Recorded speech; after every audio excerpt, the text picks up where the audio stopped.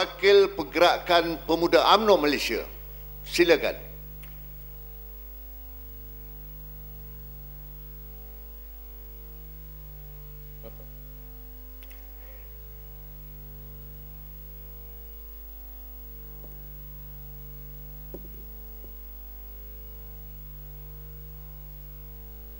Macam-macam benda ada ni Timur Musi.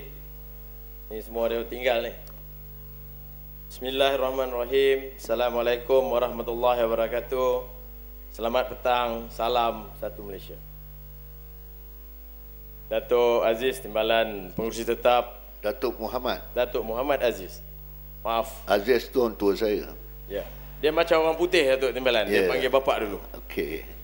Yang amat berhormat Datuk Seri Najib, Presiden kita yang amat berhormat Tan Sri Muhyiddin, Timbalan Presiden, Datuk Setiausaha, Datuk Ketua Penerangan, Datuk Bendahari, ahli-ahli Majlis Tertinggi, yang berhormat Khairi Jamaluddin dan ketua-ketua sayap yang lain, sidang hadirin, ahli-ahli Majlis Tertinggi, sidang hadirin dan hadirat yang saya muliakan. Assalamualaikum warahmatullahi wabarakatuh dan salam sejahtera. Nama saya Suhaimi bin Syahadan, mewakili Pergerakan Pemuda UMNO Malaysia. Mohon untuk membahas usul ekonomi.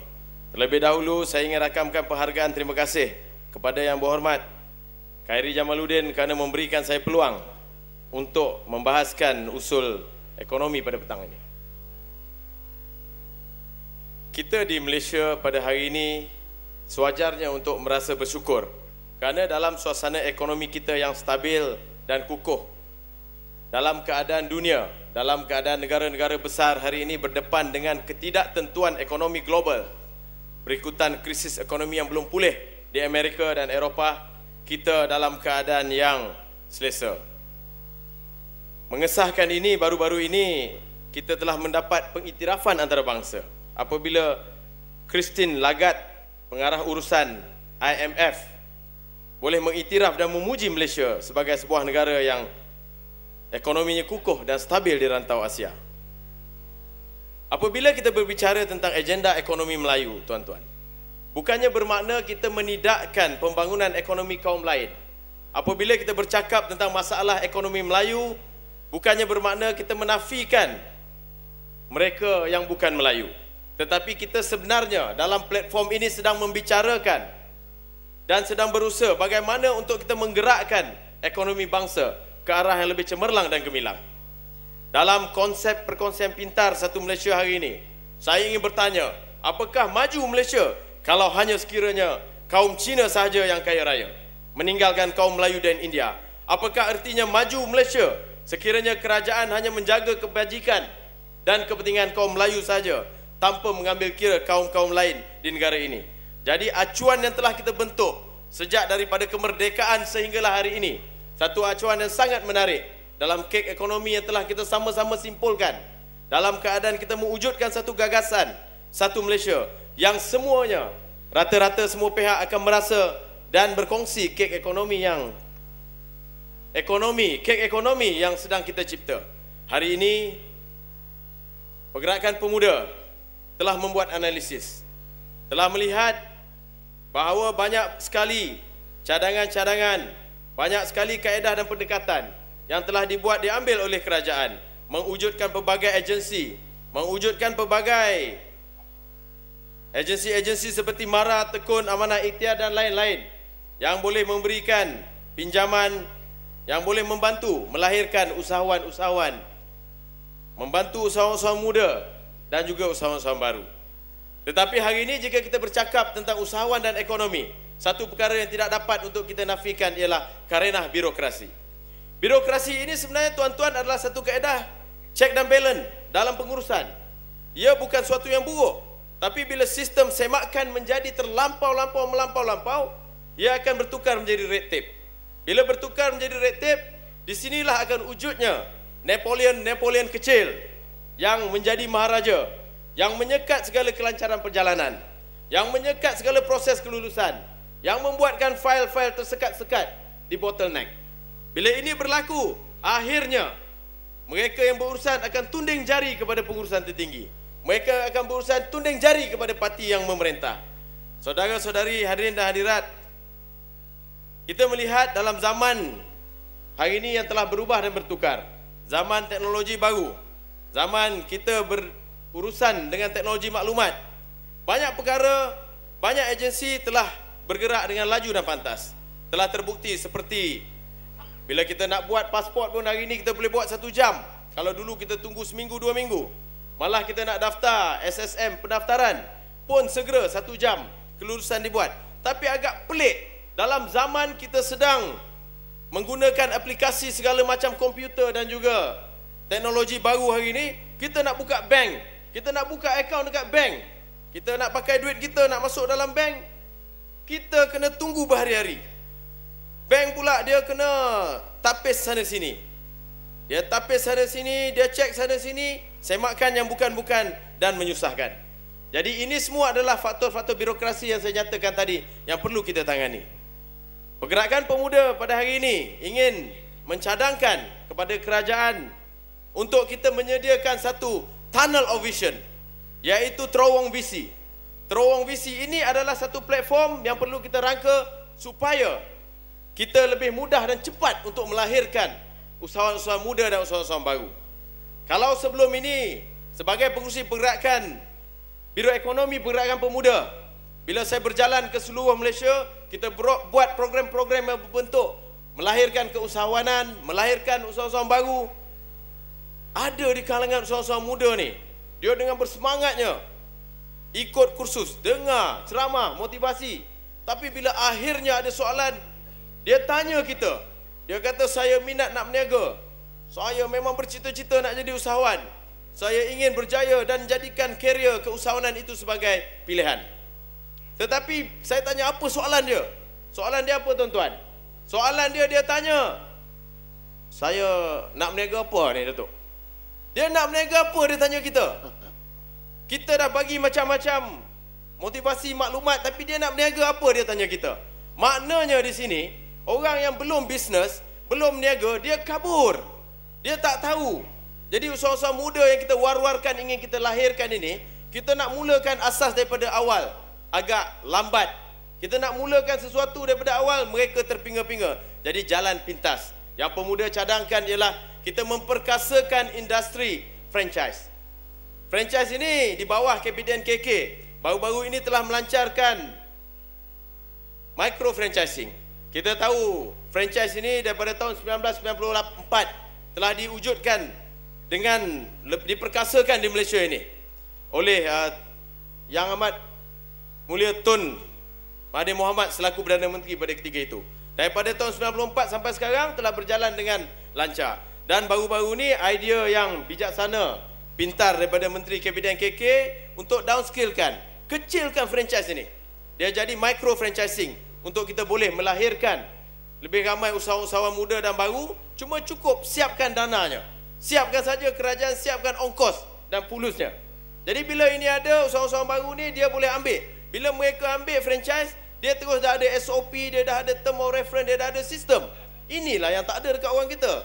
Jadi usahawan-usahawan muda ni dia boleh terus menjalankan perniagaan segera, serta-merta. Jadi ini yang kita nak tengok. Jadi kita nak ucap tahniah pada KPDN KK kerana micro franchising ini telah dapat perhatian dan saya dipahamkan di negeri lain. Ni kalau nak tepuk betul-betul. Kalau Datuk Rais dia cakap makan keropok bulat-bulat, nak tepuk kuat-kuat.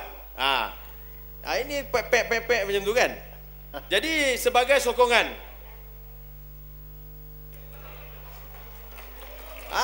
lagi kuat lagi. Dia menyokong lah tu.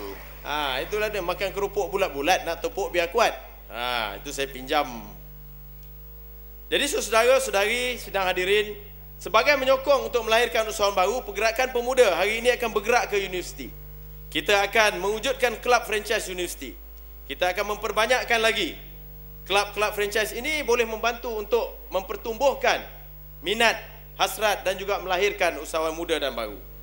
Saudara-saudari yang saya hormati, dengan adanya program franchise ini lebih banyak, saya yakin peluang yang kita cipta, ruang yang ada itu lebih cepat. Dan ada agensi pembiaya seperti PNS dan sebagainya. Agensi pembiaya ni kerja dia kena mencari peluang-peluang baru, bawa balik ke Malaysia. Lepas tu dia develop dan akhirnya berikan kepada usahawan-usahawan yang ingin mengambil alih.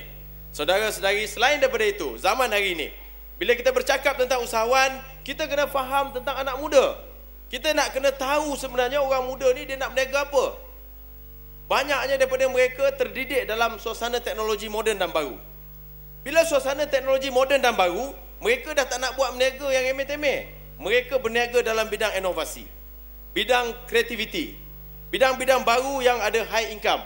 Untuk menyokong high income ini, kita nak cadangkan, pergerakan pemuda ingin mencadangkan supaya satu pusat cetusan inovasi dan kreativiti diwujudkan. Tapi kalau kita nak wujudkan, dia lambat. Baik kita tukar daripada yang ada. Jadi bila kita nak tukar ini, kita nampak sangat sesuai kalau cadangan kita berikan kepada KKLW di bawah Datuk Seri Syafiq Apdal yang bergerak di luar bandar ini melalui Giat Mara. Giat Mara yang ada ini, Datuk Seri, kita cadang supaya kita tukarkan beberapa ataupun kita pilih-pilih di tempat yang sesuai untuk jadikan pusat cetusan inovasi dan kreativiti. Supaya orang-orang muda hari ini bila dia nak berniaga dalam bidang-bidang inovasi dan perkara baru ini, mereka lebih relevan dengan zamannya dan sesuai.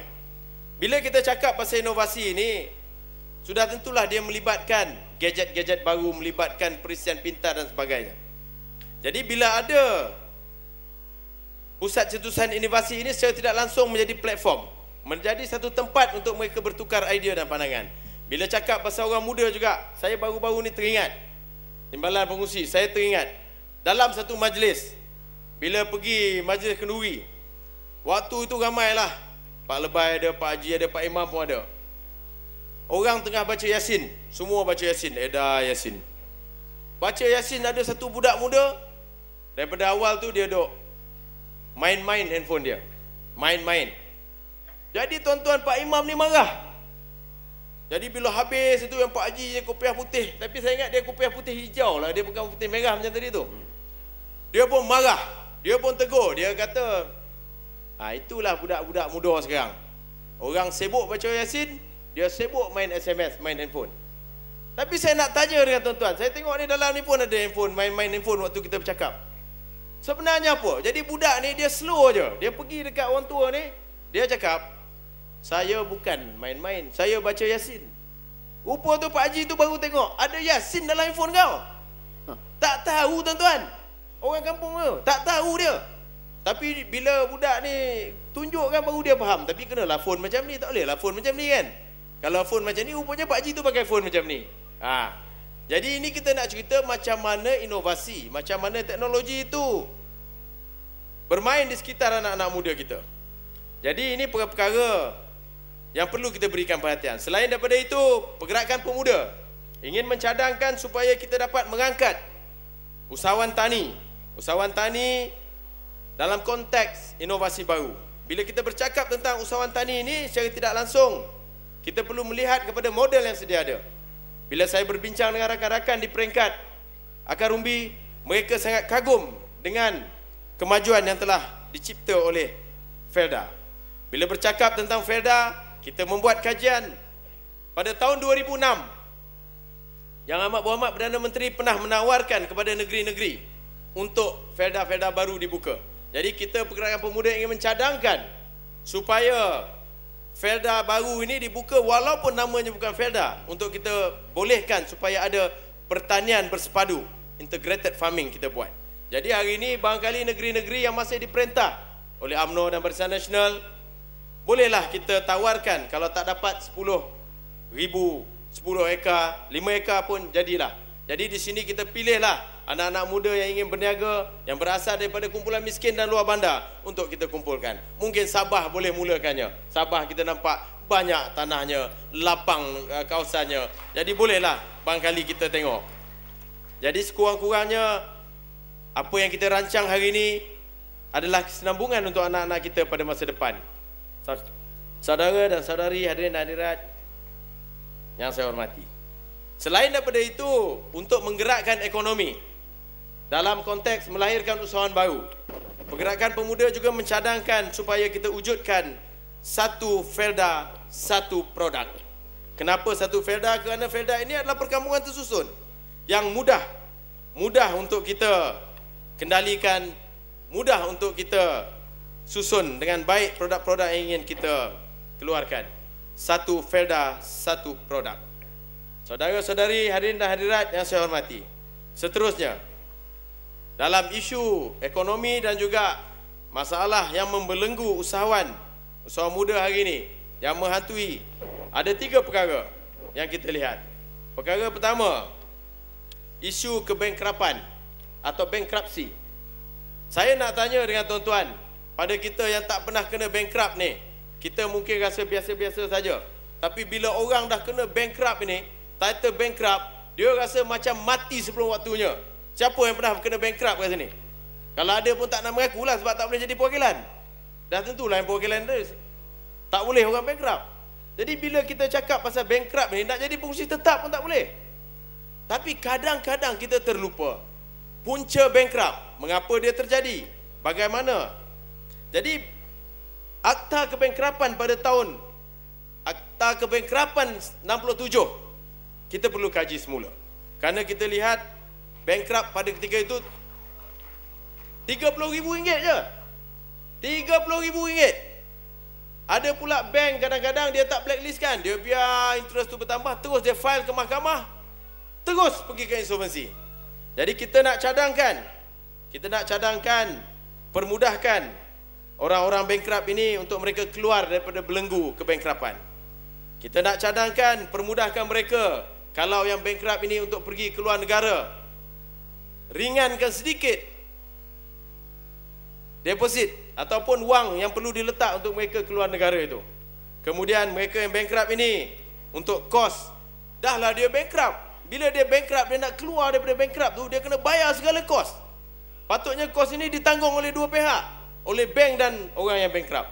Sebab apa? Bila kita tengok orang bankrupt ni seolah-olah dia dah tak guna, nama dia tak laku, dia tak boleh buat pinjaman, tak boleh ada pemilikan, dia ni macam hantu hidup. Jadi kita kesian. Jadi hari ini kita kena perjuangkan kumpulan minoriti ini. Kumpulan ini pun rasa diri mereka terabai. Jadi apatah lagi kalau dia nak berurusan dekat bank. Seolah-olah pegawai bank nampak macam dia orang ni ada sakit kusta, takut nak dekat. Bila cakap bankrupt ni, teruk sangat rupanya. Jadi hari ini biarlah pergerakan pemuda sekali lagi mengusulkan agar si bankrupt ataupun mereka yang terlibat, terkena ini, untuk kita kaji balik. Kita tengok balik daripada sudut, daripada angle, agar boleh kita keluarkan mereka. Kerana hari ini yang bankrupt ni dia tak kira umur, tuan-tuan. Kadang-kadang anak-anak muda adakah dia perlu menanggung seumur hidup dia? Tambah lagi usahawan. Kalau usahawan ni lagi teruk, dia tak bekerja dengan orang, dia bekerja sendiri. Kadang-kadang mereka bankrupt ditipu kawan, kadang-kadang bankrupt sebab bencana, kadang-kadang dia bankrupt sebab berniaga tak jadi. Bukan mereka minta, tapi bila keadaan ini berlaku, kita kena beri mereka peluang kedua. Jadi seterusnya kita nak cadangkan kepada kerajaan untuk berikan peluang kedua. Peluang kedua ni kepada usahawan-usahawan yang telah disenarai hitamkan. Peluang kedua ini perlu diberikan kepada peniaga-peniaga kita. Peluang kedua ni macam mana? Peluang kedua ni ialah kalau usahawan-usahawan itu pada ketika ini tidak boleh membuat pinjaman bank, kita kena melihat, kena ada satu agensi, kena ada satu pihak yang boleh memberikan jaminan bahawa mereka ini bila diberi peluang kedua, dia boleh kembali pulih dan hidup semula sebagai usahawan. Sebab kalau usahawan ni dia dah tak boleh berniaga lah, memang dia tak kerja pun. Kalau usahawan ni bila dia tidak boleh bisnes, tak mungkin dia pergi bekerja dengan orang. Memang jiwanya berniaga. Jadi bila dia tidak boleh ada peluang kedua, susahlah. Tuan-tuan tahu ke peluang kedua ni apa? Tak tahu. Peluang kedua ni macam tuan-tuan lah, kadang-kadang kalau kena tangkap kantoi tu, dapat peluang kedua tak? Saya nak tanya ni. Oh, ni semua tak pernah kantoi lah. Kantoi tu tahu apa? Kantoi tu kadang-kadang kita ada dua handphone, satu handphone besar, satu handphone kecil, simpan handphone kecil, pakai handphone besar, kena tangkap dengan mini kantoi lah. Kalau tengah periksa pun niru kantoi. Jadi kalau ini dia dapat peluang kedua. Jadi bila peluang kedua, kita kena fokus kepada golongan ini dan memberi peluang kepada mereka. Seterusnya hadirin hadirat, gulung tu. Okey, nak gulung jugalah. Belum apa-apa dah kantoi ni. Masalah pembelian rumah kepada usahawan dan peniaga kecil yang tidak ada slip gaji. Kita ada anak, kita ada kawan-kawan yang meniaga kecil-kecilan. Bila kita meniaga kecil-kecilan ini, kita kadang-kadang slip gaji kita tak laku. Hari ini saya nak puji Angkasa. Angkasa kerana dia telah melaksanakan konsep musyarakah mutanakisah.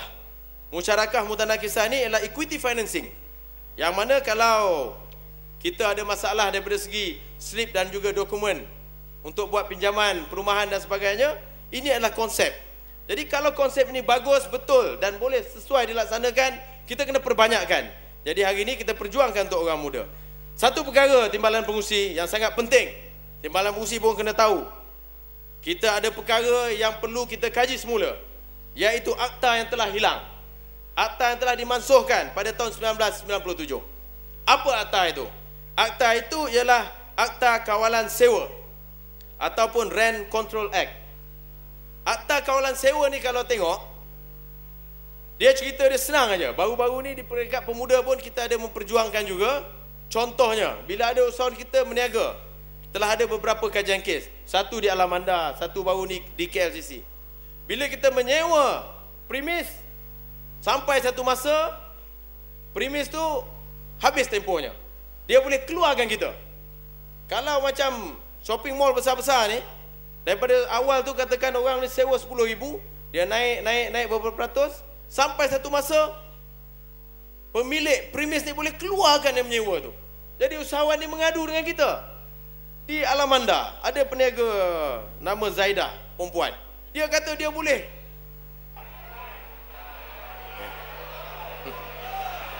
Nama dia lah. Yalah, itu nama dia Zaidah. Kalau nama dia Zaitun lah. Jadi kita ni perjuangkan bukan sebab dia perempuan. Kita tak kira lelaki perempuan, kecil besar, Datuk. Jadi yang ini kita kena kaji, Datuk Timbalan Pengurusi.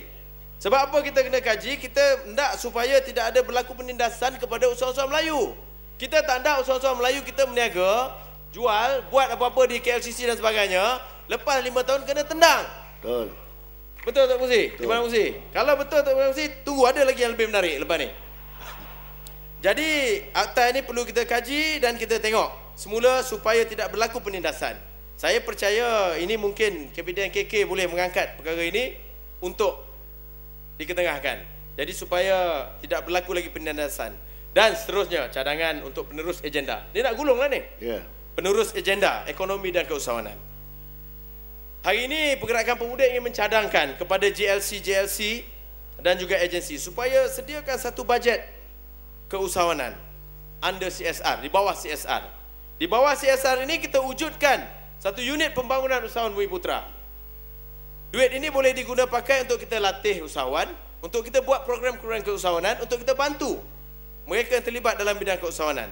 Kepada yang tak ada lagi JLC, kita sarankan supaya CSR ini boleh diketepikan dan boleh digunakan pakai secara bersama-sama. Perkara kedua, kita nak cadangkan pada JLC ataupun agensi-agensi pembiaya, iaitu kita gunakan konsep KBBJ. KBBJ ini apa? KBBJ ini adalah kenal pasti, beli, bangunkan, jual. Maknanya JLC dan agensi ini dia tidak bersaing dengan usahawan. Bila dia kenal pasti, saya nak bagi satu contoh. Contoh franchise lagi lah. Beli di luar negara, bawa balik ke Malaysia, kita develop, bila dah berjaya, kita jual pada usahawan Melayu, usahawan Bumiputera. Kita cari lain. Jadi kita tidak bersaing. Betul? Jadi tuan-tuan pun boleh beli. Jadi itu kita tunggu saja. Kalau konsep ini bagus, untuk kita wujudkan lebih ramai usahawan dengan jalan yang paling pintas. Dan di peringkat IPTA, IPTS, Datuk Timbalan Pengurusi, sudah tiba masanya sekarang untuk kita wujudkan, kita wajarkan, wajibkan pelajar-pelajar tahun akhir ikut kursus keusahawanan, ikut kursus komunikasi yang berkesan. Sebab bila tidak ada kursus keusahawanan, langsung tidak ada maklumat-maklumat dan mereka ini zero. Kerana dalam keusahawanan ini banyak perkara yang mereka dapat bawa keluar dan diguna pakai sebagai added value dan nilai tambah pada diri mereka. Jadi bila ini berlaku, senanglah graduate-graduate kita, mereka yang keluar daripada universiti dan IPTA, IPTS untuk mendapat kerja. Sama ada memulakan pekerjaan sendiri ataupun bekerja dengan orang lain. Dan sebagai kesimpulannya, hari ini kerajaan telah pun menyediakan landasan, menyiapkan banyak perkara yang baik untuk kita ambil dana-dana yang boleh kita guna pakai, tapi kadang-kadang kita terlepas pandang. Kadang-kadang kita yang tidak terfikir kerana kita tidak membaca ataupun kita tidak mengikuti perkembangan. Jadi hari ini ada dua kumpulan, iaitu old school dengan new school. New school berfikir cara baru, old school cara kaedah lama. Dan pemuda mensarankan, mencadangkan agar mana-mana akta yang telah berusia 20 tahun ataupun dasar-dasar lama yang telah dibuat dahulu untuk dikaji semula. Kerana barangkali zamannya telah terlepas dan tidak jadi relevan dan akan jadi mainan oleh pihak pembangkang. Kita menjanjikan perkara yang realistik. Kita tidak janji bulan dan bintang. Kerana kita yakin dan percaya pembangkang hari ini mereka berada dalam keadaan kecelaruan minda, tuan-tuan. Kecelaruan minda ni apa? Kecelaruan minda ni dia berserabut. Dia berserabut minda. Sebab pandangan dia pun kadang-kadang dia keliru. Dia tak jelas. Yang ini yang kita nak elak. Jadi persepsi dan pandangan itu sentiasa berbeza-beza. Baru ni timbalan fungsi sikit je ni nak habis dah ni. Saya risau. Waktu kita buat walkabout di Hospital Selayang, saya jumpa satu Bengali. Bengali ni dia terbaring macam X tu lah, berbungkus kaki dan tangan. Kita pun tanya, "Bai, apa kena ni, Bai?" Dia kata, "Saya sudah aksiden." "Apa pasal aksiden?" "Mana kerja?" Saya tanya. "Saya jaga juga kerja, malam-malam balik." "Oh, mana aksiden?" "Dia aksiden Selayang ni, dia sepadan dengan wilayah, dekat jalan dekat wilayah lah." Jadi dia kata, "Malam-malam jam 11 saya balik, ini budak-budak sini banyak suka rempit. Dia orang selalu motor angkat laju-laju pergi." Jadi Bengali ni pun cakap, "Tapi saya sebab hari-hari sini sudah lalu jalan, saya sudah faham lah ini jalan. Saya pun tak ada risau punya. Saya jalan-jalan satu motor datang depan. Saya cakap, ini budak-budak lain kerja tak ada, dia buat Superman atas itu motor. Dia jalan depan, dia kanan pergi, saya pergi kiri. Sudah selesai. Pum, betul. 10 minit lagi satu biji motor mari kiri. Saya naik basikal saja. Dia mari kiri, saya pergi kanan. Tengok saya banyak terror. Hari-hari saya sudah hafal ini. Satu kali 2 biji lori, 2 biji motor mari. 2 mari, mana mau pergi, saya pergi tengah-tengah. Saya pergi pam, dia kata. Bila pergi, rupanya yang datang tu lori, tuan-tuan. Sebab lampu 2 biji. Lampu 2 biji tu. Dia fikir kan, motor. Dia selamatlah duduk tengah-tengah. Jadi Bengali yang dah 20 tahun kerja ni, hari-hari ulang alik jalan tu, dia kata dia expert, dia tahu pun tak selamat. Jadi kita nak bagi tahu hari ni, pemikiran kita yang dah dengan cara biasa, cara hari-hari kita buat, belum tentu selamat. Jadi kadang-kadang kita kena tengok di luar kebiasaan. Itu Tuan Musi. Okey. Tambah 2 minit lagi Tuan Musi. Jadi hati-hatilah tuan-tuan lepas ni kalau jumpa tu. Jadi selain daripada itu, sebagai ahli parti, hari ni kecelaruan minda ni, saya nak angkat, nak keluar benda lah ni. Biarlah orang kata banyak kali pun, dia dah keluar gambar macam ni, dah keluar surat gambar banyak kali ni. Tapi tak apa, yang ni saya minta kamera tolong zoom dekat sini. Kamera tolong zoom, saya nak baca ni je. Yang belakang tu tak boleh nampak ni. Lagi zoom rapat lagi. Muka saya tak payah, muka tak berapa handsome. Keluar yang ini. Dia tulis, tawaran kami sekiranya dipilih di Selangor. Saya sebagai ketua pemuda yang berasal daripada negeri Selangor, sedikit sebanyak saya kena angkatkan perkara ini untuk